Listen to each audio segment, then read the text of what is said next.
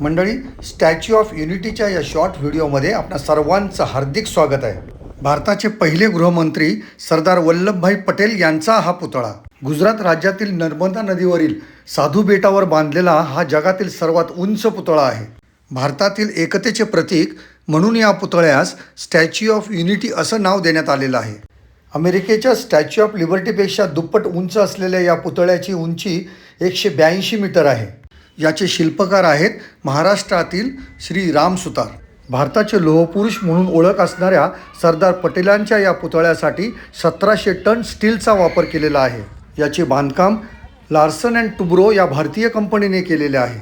पुतळ्याच्या आराखड्यापासून ते बांधकाम पूर्ण होईपर्यंत 2014 ते 2018 अशी 4 वर्ष लागली. 31 ऑक्टोबर 2018 रोजी पंतप्रधान माननीय नरेंद्रजी मोदी यांच्या हस्ते या पुतळ्याचे अनावरण करण्यात आले. सीझन वाईज आकारल्या जाणाऱ्या तिकीट दरानुसार आपण सकाळी 8 ते संध्याकाळी 5 वाजेपर्यंत येथे भेट देऊ शकतो. येथे रात्री 7:30 वाजता सर्वांसाठी free sound and laser show आयोजित केला जातो.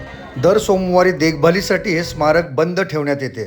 येथून 5 किलोमीटर अंतरावर जवळचे रेल्वे स्टेशन केवडिया येथील एकता नगर हे आहे. नर्मदा नदीच्या धरणाजवळ असणारा हा अद्भुत पुतळा पाहण्यासाठी आपण अवश्य भेट द्या.